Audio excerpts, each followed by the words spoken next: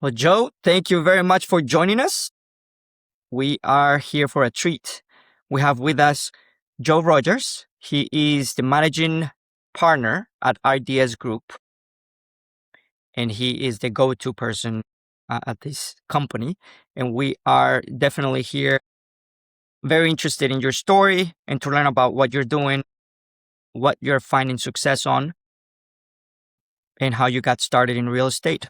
So, why don't we start by you introducing yourself and letting us know your real estate journey. Fantastic. David, thank you for having me. This is, I have to say, this is probably my second podcast I've ever done. I shared with you the first one was something that was more emotionally tied to my background and upbringing. So I am a child of Sierra Leone, West Africa. I came to the States in the late 80s, landed in San Francisco, transitioned to the East Coast in New Jersey, and then ended up where I live now in the Charlotte, Messe area. My background in real estate really started just in construction. My oldest brother, when I was a kid, I remember he worked for Century 21 at the time, and he was a real estate broker. And I always tell the story about, which is tied to the importance of exposure, right? Mm-hmm. When I was a kid, I was probably about 13 or 14 years old, and his boss at the time had a party, well, a little family function, family gathering at his lake house in Lake Norman. Lake Norman is right outside of Charlotte, a very prominent area. And, we were a poor family, right? We grew up poor, grew up in a neighborhood called Hidden Valley in Charlotte. So, our home was a three-bedroom, 1.5 bath home, about 1,100 square feet, 1,200 square feet. But it was home, probably one of the biggest spaces I've ever lived in, coming from the small country of Sierra Leone. Well, we go to this party at this lake house, and we get there, and it's the biggest home I've ever seen in my life, and I'm completely enamored about this house. It's me, my oldest brother Tron, and my middle brother Enwan, and my middle brother makes a beeline for the food, right? As any teenager would, right? So he's eating everything. Me, I'm just walking around, looking at the lake, looking at the house, looking at all these different just things I've never seen of this size in my life, and can assume or can't even believe that people live in such palatial places. So when we leave, my oldest brother is asking us, what did we notice? What did we enjoy? And my middle brother is talking about the food. Man, the food was so good. The food was so good. And I'm very quiet sitting there. And he looks at me. He said, "Well, Joe, what about you?" I said, "Well, Tron, who owns the house?" Right? He said, "My boss does." I said, "Your boss?" He was like, "Yeah." Because in my mind, my brother worked for himself. Right? I didn't know he had a boss. He's as a real estate agent, you're kind of independent. And Mm-hmm. so he says his boss owns the house. And I said, "Okay, well, that's interesting." I said, "Well, tell me more about it." Right? And he starts telling me about the company and real estate. And it just kind of opens up all these areas in my mind of opportunity. And that's when I got the bit by the bug, right? And I just realized that real estate is not a means to an end. It's an opportunity to live, right? And I knew right then that's where I wanted to be. I didn't know how I was going to get there, but I knew I wanted to be in that space. So that was, I would say, the my origin story into real estate. Very cool. I know I love to hear it and how everyone gets started, right? And then they start this journey of discovery Yeah. because you discover everything with real estate, right? Like how to work with people, finances, how to protect your assets, how to protect yourself legally, Correct. tenants and everything. It's very interesting. But tell us a little bit more about what you're currently working on. What is your company and what you guys are doing? Yeah.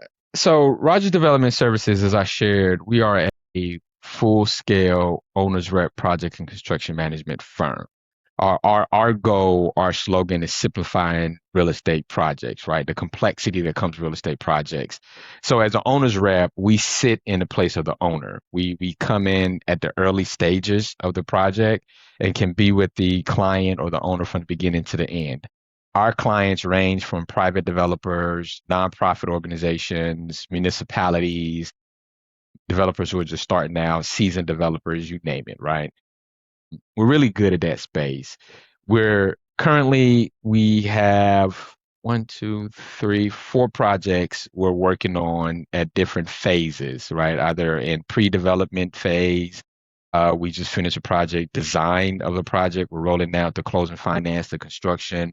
Recently got a new client who was through a relationship I have with a local municipality here, that this client responded to their RFP. There were some gaps in their RFP that the city asked if I could step in and help them, finalize their pro forma and get a little more logical and make sense.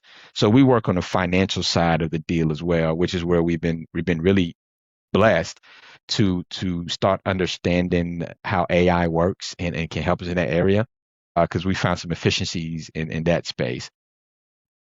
So that's what we're really working on at this point. We're really pushing that vertical of the business. There's a lot of opportunities. It's fun, right? And people say, well, what's so fun about being an owner's rep? I said, well, like I get to experience all the development without having to take on all the risk, right? And so Right. that's the beauty about it. And I help people bring their vision to life, which is also something I truly, truly enjoy doing. Is, how can we take what's I always tell my clients, how can I take what's in that big, beautiful brain of yours and bring it to life and help you think through it? And I love the strategic part of our work, being able to sit with clients and really think through strategically, how do we execute this and how do we make this a reality? And having done development myself, it I can empathize with some of their pain points and some of their struggles and some of their excitement, some of their lows, and really battling, feeling like I'm in the trenches with them, is something we love to do. Okay. And your clients are, do you do residential for single families or is it mostly commercial? It's mostly commercial. We don't really delve into single family residential in this vertical of the business. It's not pragmatic, not because we don't want to, but typically we tell clients like, hey, a good general contractor is going to bring you much more value than we Mhm. would in that space. Got it. Okay. So what is your value proposition for investors that want to go make their dream come true? Yeah, it's a great question, David, man. And I've had a hard time qualifying what that value prop is, but if I had to say it, I think it's lived experience, right? I think a lot of my owner rep counterparts, because I spent my time at Jones Lang LaSalle. I cut my teeth in commercial real estate at Jones Lang LaSalle at JLL, which was at the time was the second largest global real estate services company. And we would come in as owners rep project managers more in the middle or towards the back end of the deal, right? And we're just really glorified construction managers. We would like to call ourselves project managers, but we're glorified construction managers. And I learned that lesson the hard way. I had a client when I was at JLL who was a developer, and I was pitching her business, and I started working with her, and her and I kind of got into this back and forth debate about what my role really is. And she was telling me, "No, you're a construction management guy." Well, I said, "No, I'm a project manager because back to the title thing, my title said senior project manager." So I'm like, "I'm a project manager," and she's like, "No, you're a construction manager guy." Right. And what she was saying was so true because we came in and really did construction management. We managed the construction phase of the project.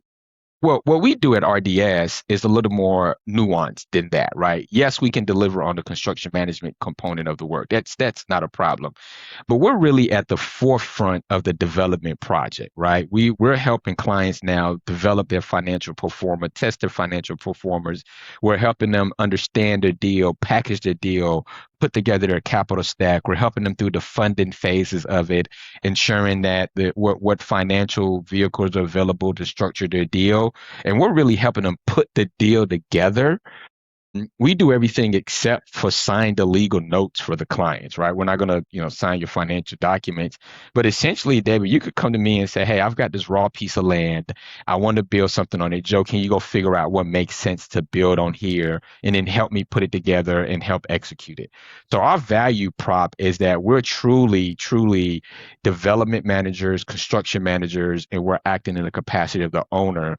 And we do everything and from managing a performer, hiring architects to manage the design phase of the work, onboard the general contractor, manage the general contractor, help you onboard your property management team and get them acclimated and even turn over the system. So if you're building a office building, so to speak, or a new office, we even handle change management. How do we get your team members who are accustomed to working in this old environment, how we get them used to this new environment that they're working on, and how does that change affect the business operations? So our goal is to get your asset and or your business operational soup to nuts. Wow, okay. Very, very interesting. So what brought you to that niche? What was your journey like? And that's a niche that you say is definitely working for you? It is. It is. It's funny. I tried to run away from it at one point, David. At my time at JLL, I started Jones Lang LaSalle around 2010. And I had been executing every type of project imaginable, from data centers to transmission plants to gun ranges to office building, Class A office building, office upfits, golf ball manufacturing plants. You name it, I've built it, right? And I just kind of got to the point where I was like, man, I like a change, right? When I graduated college, the very first thing I did was get my real estate license. So I've been in real estate a very long time. And I got to the point I was like, I like a change. And my wife was like, "Are you sure you want to change?" I said, "Yeah, I'd like a change and I need a change." So I quit JLL and went and started a luxury car rental business called Nexa Transportation. And I was so gun ho about it, David. I was like, "Man, this is the next chapter of my life." I went out and procured Corvettes. I went out and procured custom Jeep Wranglers. We had motorcycles. We had this vehicle called a Vanderhall, which at the time wasn't popular. So I had to go to Philadelphia to get that vehicle. So I stood up this building, got me a showroom, and we were running operational. Well, there's a valuable lesson in sticking to what you know and what you can do, right? And where your skill set is. I grossly I thought I could manage this business like I manage every other project, right? And so I was project managing this business. Well, I fell short to realize that every vehicle I bought was a summertime vehicle and didn't factor in that winter was coming, as they say in Game of Thrones. And winter came, and literally I had to shut the business down, right? Uh, but prayerfully during that time, I still had some clients and individuals who knew what I did on the real estate side who were asking me to come back and pick this up.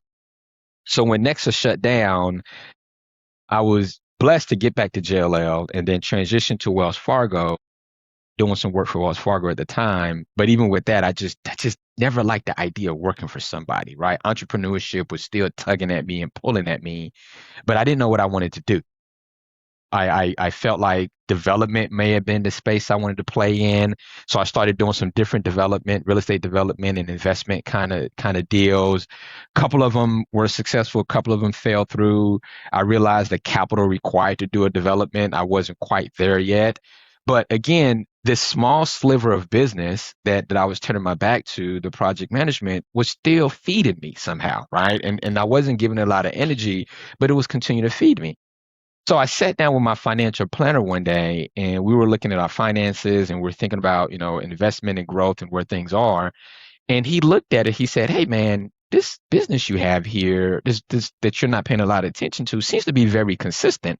I said, "Yeah, it's pretty consistent." I said, "I can touch it a little bit and it tends to kind of do well." He said, "Have you thought about going full time at it?" I said, "No, I want to be a big time developer." He said, "Well, I think you need to rethink that and really give this some attention."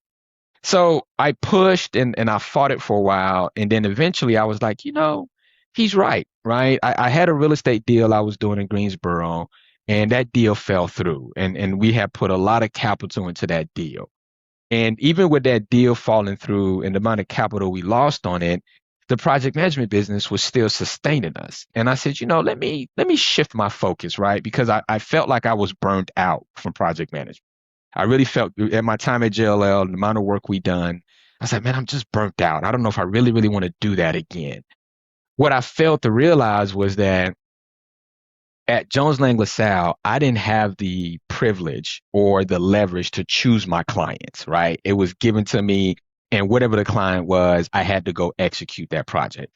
I realized that was the thing that I didn't really enjoy, was the fact that I couldn't decide who I wanted to work with or what projects to take on. Whatever was given to me, I had no choice but to execute. So I made a very intentional decision that when I focused on this development business, not the development business, the project management business, I was also going to focus on clients I wanted to work with. And which forced me to narrow my focus into certain silos and certain type of projects, right? Which means, what does that mean? Means this.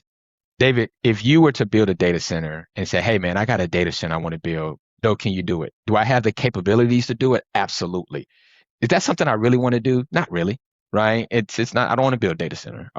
If you were to call me and say, "Hey, I've got this huge, transmission plant that I want to build, and God knows where, can you do it for me? Do I have the capabilities, David? Yes. Is that something I want to do? No, right? What brings me joy are impact projects, right? I love housing projects. I love community and civic based projects, right? I love specialty use project, adaptive reuse, historic type deals, right? So those are the areas we really focus on: specialty, adaptive reuse, civic and community based project, and housing projects, because those tend to have long lasting positive impacts in communities. And I like working with projects that have positive impacts on communities because it allows you to not only work in the community, get to know the community, but allows you to be a part of the community and leave something impactful in that area, which also allows me to be a little more selective with my clients and who I pursue for business, because those type of developers and those type of communities and those are typically are affordable housing or for-profit developers on the housing side. They're usually community-based organizations like nonprofits who are expanding and are doing good work in the community, or they're just government agencies who know we have to deliver this particular product because this is what the community, the city or county or community is asking for. That's how I kind of got into that space, was more or less realizing what I didn't enjoy about the business, venturing into a car rental business, which is not something I really should have done in the first place, but great lesson in terms of how to build a business, because I Yeah. learned a lot from that failure. Then spending some time back in corporate America and realizing that what the lessons that I'd learned there and how I can take that to springboard into what I want to do, and now building a business that really I wake up every day excited about, because it's not the project, it's the people I'm working with now that I really enjoy. Because I love being in all my meetings. I love the fact that we can laugh, right? And I'll tell you this quick story. I know I'm rambling a bit, just to talk about enjoying people you work with. About 6 months ago, we got a puppy, uh, a giant schnauzer, and his name is Smoke. And we were on one of my calls because I was working in Spartanburg, and one of the staff members in Spartanburg, she loves dogs. And she looked at me, she said, "You look tired, Joe." And I was like, "Yeah, we got this new puppy. I'm not sleeping at night." She's like, "Oh my God, let me see him." So I put Smoke on camera, and she's like, "Oh my God, he's beautiful." And I was like, "Yeah." I said, "But he's keeping me up." And then she made the statement. She said, "Here from here on out, this meeting does not start unless Smoke make an appearance first." And I thought she was joking, David, but literally every time I get on the call, she's like, "Where's Smoke?" And so I'm like, "Okay, Smoke, come say hey." But but when you have that type of relationship with people and client, it makes work fun, right? And I think that's what I really enjoy more about what I do these days. And I think that's the differentiator for us and what we do, is that we create an environment that's not so driven about execution, is driven about partnering and relationships and being friends. The work is going to get done, but we try to build a high functioning team where individuals enjoy working together. And I think beyond our expertise, that's what we bring and differentiate for our clients. Very cool. Yeah. I mean, it makes a big difference, right? When you're enjoying what you're doing, you Yeah, get a lot better at it than just doing it for the money. correct. Because probably, data centers might be more profitable, but if you're not enjoying it, then you don't get good at it. No, And what you're doing is like you're enjoying what you're doing and you specialize in it. And so obviously you become way better. correct, correct. So how many Yeah. projects do you do at the same time? or Well, in a year? in a year, because development projects are so long, we have the capacity. Personally, Joe has the capacity to take on about 3 or 4. If we get more projects in, I can hand to my team and we can execute as needed. So we do have a team. We try to stay small though, David, from an overhead perspective to keep our prices comfortable and without hurting the client's deal, because we never want to be the cost burden that doesn't allow client's deal to get done. So we try to stay flexible that way. And then also we try not to take on too much work, because our goal is to give 100% to a client, right? So we don't ever want to take on so much work that we're stretched out too thin and we can't deliver at a high level. So we turn down work sometimes just because, not because we don't want to do it, because I tell client reputational risk is a high factor. I tell my team reputational risk is a real thing. We're risk minded from that perspective. So we'd much rather turn down a project that we know we can't give the full attention it needs to, versus taking it on and delivering halfway and ruining the client's perspective of us and it's not delivering at a perfect level. But we've got some bandwidth and we keep track of capacity as projects ebb and flow in and out. But again, we try to stay at a certain size, because more overhead we take on, the more we have to be a cost burden to the clients. And we try not to be a cost burden to the client. Makes sense. So what is the dirt of your operations? Like what you don't like doing and that we don't like to talk about, right? But it's I hate meeting kind of minutes. like the I grunt work. I hate taking meeting minutes. And this is where AI has been really, really beneficial to us. Like back in the day before AI started, I'm gonna age myself a bit. About 2010, when I started at Jones Lang LaSalle, meeting minutes were handwritten, right? So you're in a meeting, you're handwriting everything. I despise it. So even after we use AI and it can spit out the minutes, you still have to go in there and clean it up, make sure things are captured properly. So that's something I don't enjoy doing in the business, to be honest with you. I think that's about the only thing.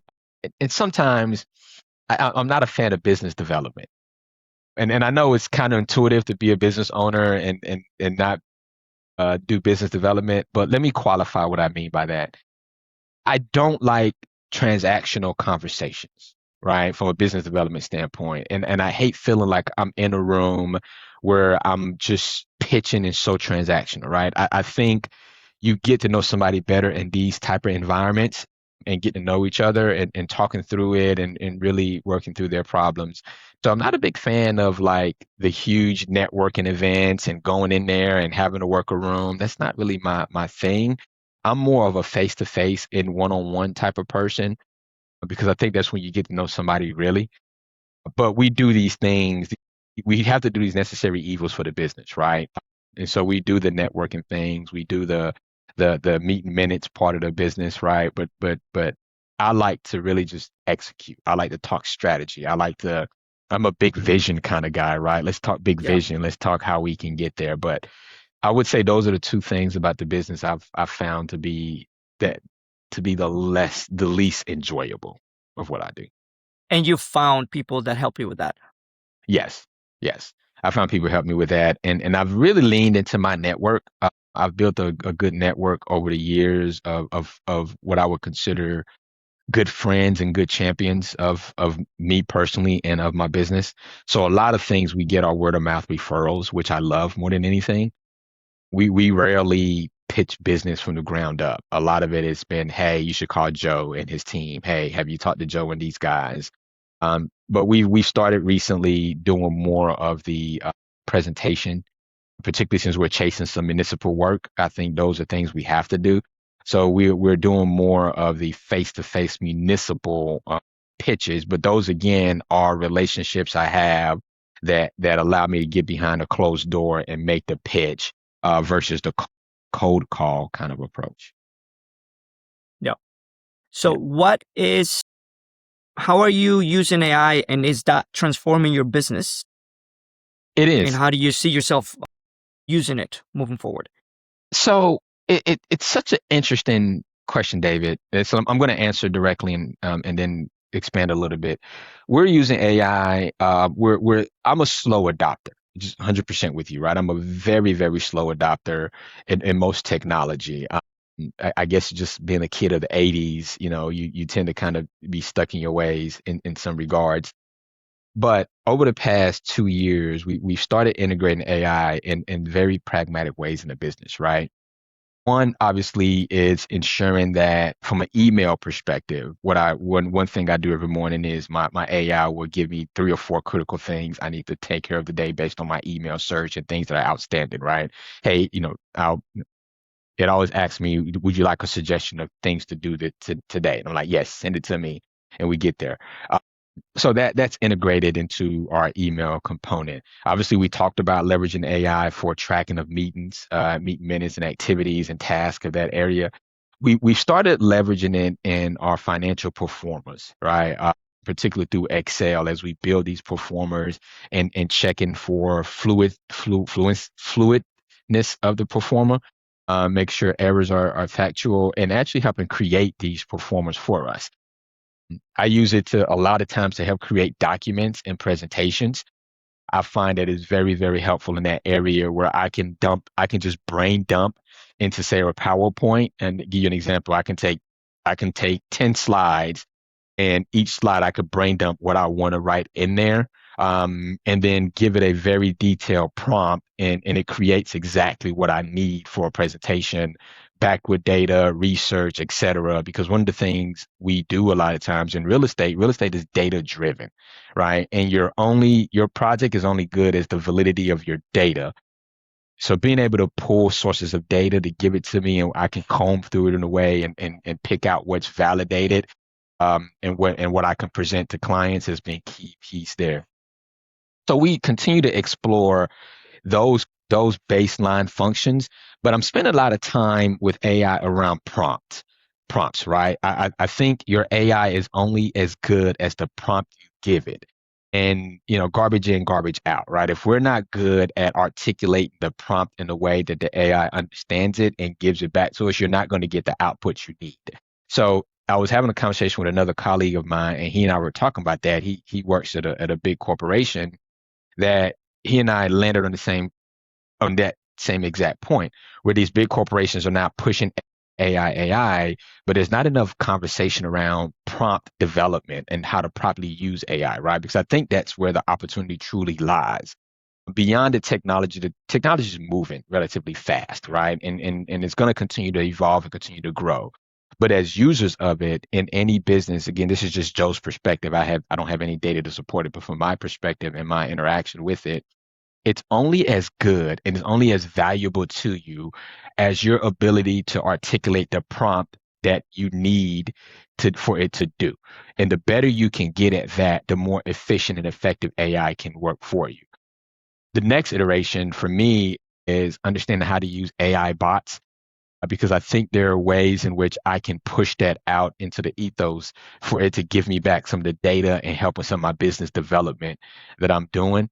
And that's the next iteration for me is once I finish this step of prompt development, financial performers, I want to now shift it to, how do I leverage it for business development and create bots that are automatically working for me to give myself more efficiency on some of the things I don't enjoy doing. Yep. No, absolutely. I think this is definitely how your team uses it, right? But and then there's also how do you transform it operationally, like using AI agents, because they really Correct. become kind of like other employees. So how do you make your organization work together Correct. to improve your efficiency? But yeah, no, that's very, very true. Yeah. So anything that you would like to share with the audience about your business and any other lessons learned? Yeah, I think just from a generalist perspective, and I'll bucketize it into entrepreneurship, Roger Development Services, and then lessons learned. I think anybody who's thinking about entrepreneurship, I encourage you to go do it, right? It is a great journey. Not easy, but an absolute great journey in it. I think what I want people to know about Rogers Development Services more than anything is that we are truly strategic partners, right? I know a lot of businesses talk about partnership. A lot of people want to talk about, hey, we want to be your partner in this area. No, we live that. We truly, that is in the DNA of our business, that we're strategic partners. We're only as successful as our clients are successful. So we integrate into your business, into your organization to help you push forward, right? It's not just one project for us. It's about your success and growth, and what does that look like, and how can we help you get there, right? How can we create efficiencies for you within your organization to deliver that piece? So we do our best to think client first at all times. We do our best to ensure the client has what they need at all times, and we do our best to think ahead and before a problem becomes a reality, to help our client avoid some of those potential hurdles and have solutions for them in that area. So that's what I would want them to know about us, right? We are a Charlotte-based firm, but we do work in North Carolina, South Carolina, parts of Georgia, and parts of Tennessee as needed. So we're here. We're here and available. Amazing. Well, thank you very much, Joe. No It was a worries. pleasure meeting you, and would love to have you over some other time. Awesome, David. Thank you for the time, and we'll talk soon. Thank you. One last question for you. Yes, sir. If you can think about a theme song about your company or yourself, what would you pick? And I know A it's a tough theme? like to think right over. No, a theme song. A theme song. That's a great question because I'm a lover of music, right? So and when you said theme song, I started thinking back to my childhood on old TV shows, right? Like WKRP in Cincinnati. I love their theme song. But I guess it would be man, that's a great one, David. Give me a second. Let me think. 1 second. I would probably say Jeezy's "Go Getter," right? Yeah, I like "Go Getter" by Jeezy, the rapper, Yep. because I think that the lyric is, I'm a go getter, which is just, hey, we're out there, we're gonna go get it for you. So for our business, our job is to go get it for our client, and whatever that means, right? So to be put on the spot, that's what that's the song that came to mind. Let's I go love get it. it by Jay-Z, by not Jay-Z, but by Jeezy. So yeah, I love it. yeah, Thank you, Joe. I awesome. appreciate you. All right, thank you, Dave, for having me. I really enjoyed the time. Take care. You too. Bye.